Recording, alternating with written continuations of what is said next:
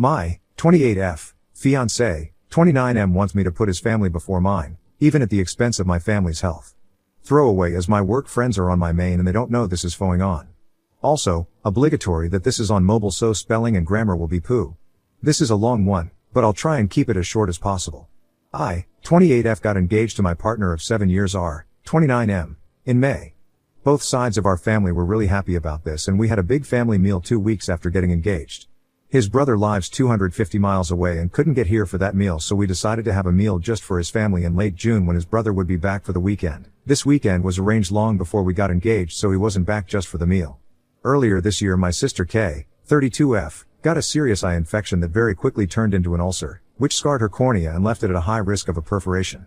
She needed a corneal graft, but her surgeon was away for 4 weeks, so she was going to have to wait until he got back to have it. However, her eye didn't hold and it perforated the day I was supposed to be going to the family meal with R's brother. K's wife was at work and had her phone turned off and our mom was away with our stepdad, so when K called me to let me know what was happening I knew she would be at the hospital on her own. I immediately talked to my boss and he let me go early so K wasn't on her own. I texted her to let him know what was going on and he texted me back to send K his love and to remind me about the meal that night. I ignored the comment about the meal as it was the last thing on my mind. Once I got to the hospital, I was taken back into a room where K was, to be greeted by 3 doctors and 2 nurses rushing around trying to help K. I was then informed that she needed to have an emergency operation to have her eye glued or else she would lose it. The problem was that they didn't have a surgeon at that hospital that could do it and she needed to go to another hospital an hour and a half away. They asked if she would need transportation or if I could take her. I said I would take her. Once we got to the other hospital we were told that she would be having the operation at 5:30 p.m. I knew then that I wouldn't make the dinner and text her to let him know. He flipped out and basically told me to leave K at the hospital and have her wife pick her up after the op was done. At this point I still hadn't been able to get a hold of K's wife. I told him that wasn't going to happen and that he was out of order to even ask me to do that. I then texted his mom and told her what was going on. She was really supportive and told me to stay with K and let her know how the op goes. A dinner can be rescheduled, K's health can't. I also spoke with his brother who was equally as understanding. I stayed with K. Her operation was a success and I got her back home about 9 p.m. Her wife had ordered some Chinese and offered me some, which I happily accepted as I hadn't eaten since lunch. With that I didn't get home till about 11 p.m. and Zar was already asleep. R was very short with me for days after and we ended up having a huge fight where he told me that I should have put his brother and family before K. He said he was embarrassed going to the meal without me. I responded that I was embarrassed though I would put a meal before my sister's health. This led to another week of awkwardness between us before we finally sat down and we sorted it out, or so I thought. 8 weeks ago K got her graft and so far everything is going really well with it. On Saturday his brother was here so we went out for dinner with his family. His family were all asking about how K was doing and I showed them a picture of the stitches in her eye. I thought that everything had gone really well until we got home and he got really angry saying that I shouldn't have brought up K's health issues and I shouldn't have shown them the picture. I argued that they'd asked about her and asked to see the picture. It ended with him telling me that I needed to put him and his family before K or else we weren't going to work. His family will come before mine once we are married so I should get used to it. I went upstairs and packed a bag. I'm now at my mom's house and he's been bombarding me with text and calls since I left. I do love him, but I will never put his family above my own family's health. I feel like he's expecting me to spend every holiday with his family and put their wants above my family's needs, which won't happen. I'm very close to my sister and my mom, that's not going to change. So I don't really know how to move forward or if I even want to. Has anyone experienced anything like this before? If so, how did you deal with it? Update 1, TLDR, for those that just want a quick update, I left him and he's out of my house. His mom is seriously pissed at him and his brother has gone no contact with him for the foreseeable future. For those that want a longer version. Once I'd decided to end things with him, I knew that the main issue would be getting him out of my house. I own the house outright. My grandma died 5 years ago and left her house to my mom, who sold it and split the money between me and my sister. I then bought my house with that money about a year after she died. I got in touch with my stepdad's friend, who is a landlord the day after I wrote my original post, who then put me in touch with his solicitor. He didn't have time to see me in person that day, but we did have a phone call where he gave me my options. In the UK we have something called a Section 8 notice. This is a 14-day eviction notice and the solicitor said this would be the quickest way to get him out. However, he could try and contest it if he wanted to, which would lead to court dates and could take months. I asked him to draw up the notice and date it for Friday, the next day. I'd already made the decision to end things with him after work on Friday, so that he could have the weekend to sort through his emotions before work on Monday. On Friday morning I texted her and asked him to meet with me at our local pub after work. He quickly agreed. Not only is the pub a public space, but my stepdad and a few of his work friends go in there every Friday after work for a few pints, so I knew he would be there to step in if I needed him. Thank you for suggesting this, Redditors. I also picked up the eviction notice on my lunch break, so I was ready to give it to him. Cost £250 but was worth it. When I got to the pub, I was already there and my stepdad was stood at the bar with his workmates. I sat down with R and got straight to the point.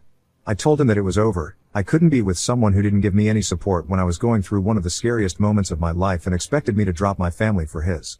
It didn't matter what excuses he could come up with, I wasn't interested. I'd made up my mind and we were done. He stared at me in shock for what felt like an hour, but was probably only a minute or so. He then started saying I couldn't be serious. We'd been together for 7 years and I was throwing it all away. I could never find another guy like him. I responded to the last comment with, I don't want a guy like you, that's why I'm ending it. I need someone who will support me when times get tough, not get annoyed that the world isn't bowing down to what he wants. I then handed him an envelope with the eviction notice in and my engagement ring. I told him I was giving him a few weeks to find a place and be out of my house. Then I stood up and walked over to my stepdad, who had bought me a much needed drink and stayed with him until my ex left, still looking in shock. I knew he wouldn't approach me whilst I was with my stepdad as he has always been a little scared of him. This is obviously a very condensed version of what happened. Once I got back to my mum's house, I had one single text from him saying he wasn't moving out and was going to contest the eviction until I'd come to my senses and got back with him. We are not over, was how he ended the text. I just turned my phone off and decided to deal with the legal side of things on Monday. There was nothing else I could do. Saturday morning I woke up and turned my phone back on and had another text from him saying that he would move out if I paid him £10,000 as that's what he paid towards bills whilst he had lived at the house. He paid for half the electric, gas, Wi-Fi and Sky package. Note, the Sky package is only as expensive as it is because he has to have every sports channel known to man, so his half literally just paid for the sports channels. I'd already asked the solicitor about this though and he'd assured me that I didn't owe him any money as he hadn't contributed to a mortgage or any renovations of the house, it was just general expenses. He also knew that I don't have £10,000 just lying around. Let's say I was irritated by this and decided to ring his mum to see if she could talk some sense into him. I'll call his mum S to make it easier. She was appalled by what I told her and said she would speak to him. She called me back about an hour later and asked me to meet her at the house. I was on an away day to watch his football team play and wouldn't be back till about 10 p.m. so I knew he wasn't there. I met her at the house with K, and S said that R's brother was on his way back home and they would have her out by the following afternoon. She hadn't even spoken to R, just his brother, but she promised he would be out. S then asked me to walk her through the house showing her exactly what was his and what wasn't so he didn't take anything that didn't belong to him. The next morning I got a text from her calling me all the names under the sun for getting his mom and brother involved. I blocked him and a couple of hours later S texted me to let me know he was out and staying with her. I thanked her and she told me that she would like to stay in contact and I happily agreed to this. I went back to my house after work on Monday, changed the alarm code and my stepdad changed all the locks for me. My stepdad is also arranging for a friend of his to install cameras around the outside of the house. This will be done over the weekend. S rang me on Tuesday asking if we could meet up as she had some things she wanted me to know. So we met for lunch that day. It was at this time that she told me her ex was a controlling a-hole who was incredibly selfish and the selfishness was what she had seen in R for so long. That's why she had commented on him being like his father, but she had hoped that was the extent of R's attitude and he hadn't picked up his dad's controlling behavior, which to be fair, he hadn't up until this whole episode. She had left R's dad after he had punched R's brother in the face when he was 14 and R was 10. He had never laid a hand on her or their sons before, but one time was enough and she left with the boys. To her knowledge her ex had never reached out to speak to R or his brother and they hadn't spoken to their father in years. I didn't know any of this. All I had been told was that their dad wasn't in the picture and hadn't been for a long time, but S had thought I knew and that's why she hadn't told me before. However, she had found out on Sunday night that R was back in contact with his father and had been for the past year. His dad had been putting lots of thoughts into R's head about how he is the man of the house and his family is all that matters. This had fed into R's selfish tendencies and had amplified them tenfold. S said that she had told him to find somewhere else to stay ASAP as she couldn't even look him in the face. Then R and his brother had a huge argument that ended with his brother telling him that as long as R is in touch with their dad, then he will have zero contact with him. Even going so far as to tell him to spend Christmas with their dad because S is going to his house and R isn't welcome. When S took R's brother's side in all this, R flew into a rage and said he would move in with his dad.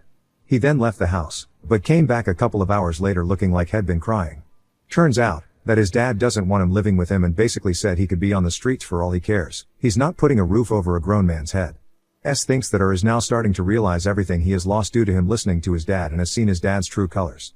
S is incredibly disappointed in him, but he's her son so she is trying to be there for him as best as she can. However, she still wants him out as she doesn't trust him anymore. His brother still won't have anything to do with him.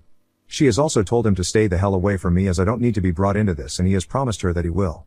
Only time will tell if that's true, but I do have him blocked on everything and if he turns up to the house I will just call the police to get rid of him.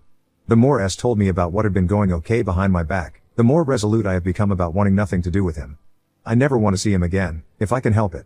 So all in all, R's life is a shit show, but as long as he stays away from me, then I don't care. I've been spending a lot of time with my sister and her wife as well, and my mom and stepdad, which has been great. I've never really been close to my stepdad, but this has brought us a lot closer together, which has been one huge positive out of all this. I'm not exactly happy right now, but I'll get there. There's still a lot of feelings that I need to unpack, and it will take time to move on from this whole situation. I don't think I will be dating for a while. I need to really get over all this and don't want to dump this on anyone else right now. For all those asking how Kay is doing, she's doing great. Had a hospital appointment on Monday and her consultant said her eye is healing, in his words, marvelously, so that's a relief. Thank you to everyone that reached out to me. I hope there won't be any need to update this again, so this should be my final update. Update 2, for telling my ex that it's not my fault that he's homeless. So I, 28F, posted on relationship advice before about my now ex, 29M.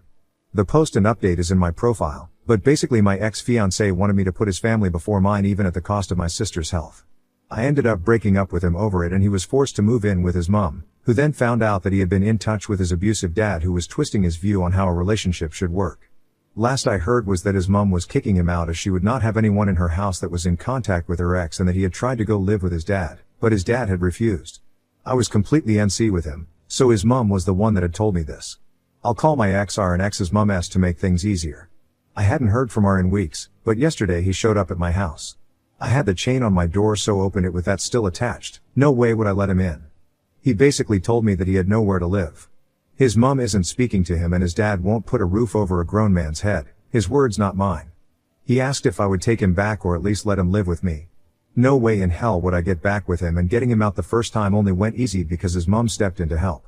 He had threatened to take me to court, knowing that if he did it could take months to get him out, and then said he would only move if I gave him £10,000. I contacted his mom, who was furious about that, and she turned up with his brother and forced him out. I told him that there was zero possibility of him ever living with me again and that we were 100% over. He started shouting at me and calling me all sorts of names, so I threatened to call the police if he didn't leave and shut the door. I have cameras all over my house, so I caught everything he did and said on camera and have saved it to a USB just in case. He then went crying to all our mutual friends, and it managed to get back to his mom. She called me and asked what happened. I told her, and she then informed me that she had put her house up for sale and was moving 300 miles away to be nearer her other son. Her and R had a huge argument about this, and she finally kicked him out. Since then he's been couch surfing, but with Christmas coming up, his friends aren't really happy with having him on their couches when they have kids and are meant to be enjoying the festive season. He's been kicked out of 3 friends' houses in 10 days. She told me I was right to refuse him, but I've since had other friends say that they feel sorry for them, and that I can just let him stay in my spare room until he's back on his feet.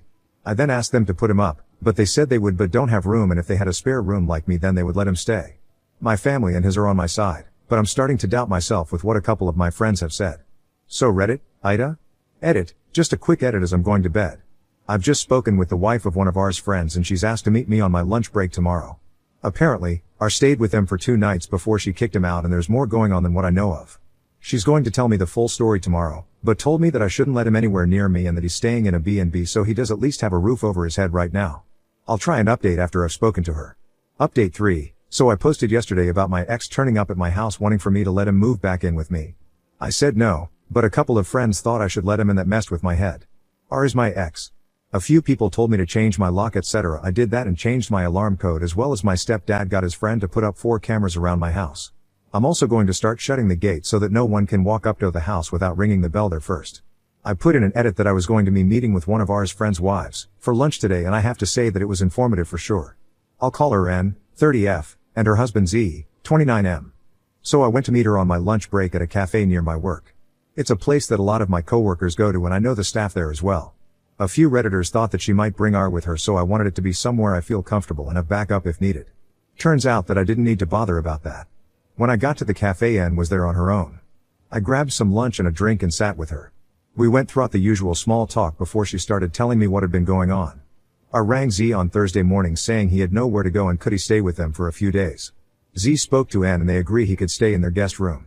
I went to their house after work and they had a long talk where I told them he has a flat lined up, but can't move until January. Z and Anne agreed to let him live with them until January as long as he followed some basic rules and paid for his own food. The rules were things like, no bringing women back there, and if he went out drinking he had to be quiet when he got back so he didn't wake their daughter who's 6. He agreed to all this and paid for a Chinese for them all that night. The next day after work R went to meet his dad in the pub for a few pints. When Z and N went to bed R still wasn't home. They were woken up at about 2 in the morning by R arguing with a woman.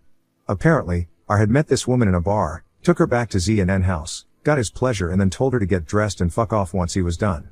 She had gotten angry, which started an argument where R was saying some horrific shit to her.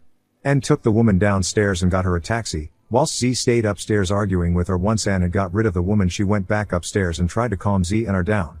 At this point R decided to take out his frustrations on N, calling her a bitch and telling her to do something useful and make him a sandwich before bursting out laughing like he'd made the funniest joke ever. This made Z lost it and pinned R to the wall by his throat. Side note, R isn't a fighter at all, whereas Z was an amateur boxer in his youth and can handle himself well. N managed to get Z to let him go and R was shoved in the guest room and told to sleep off the alcohol.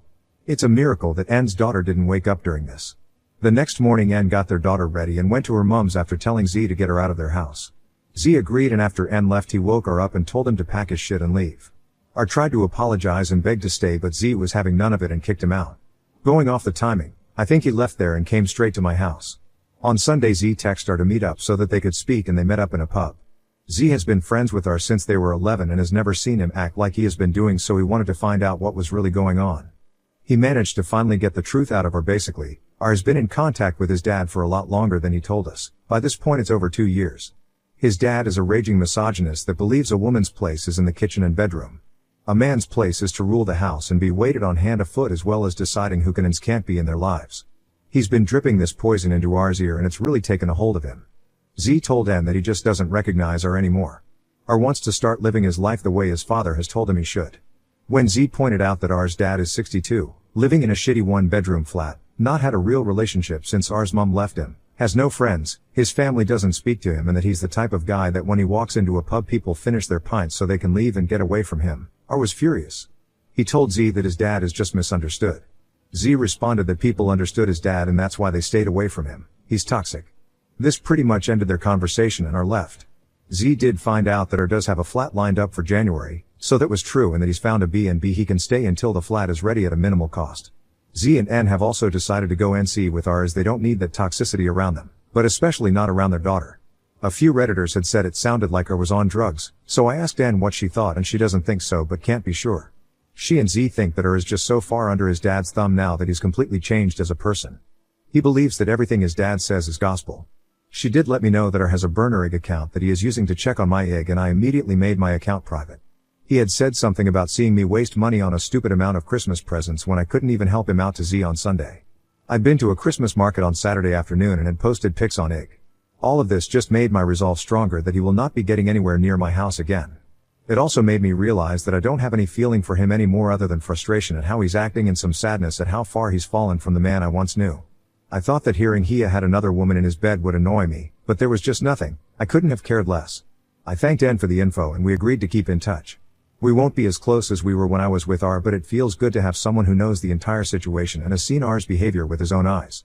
There were also some Redditors that told me to ditch the friends that had told me to let him stay with me. Unfortunately, I can't ditch them completely as they're part of the friend group and that would just cause unnecessary drama, but I will be keeping my distance from them and only talking to them when part of the group. I'm currently at my sister's and we are going to watch a Christmas film to get us in the mood to decorate all our houses this weekend, so I will be on and off for the next few hours if anyone has any questions. Thanks for the votes and giving me some perspective. Reddit isn't all bad.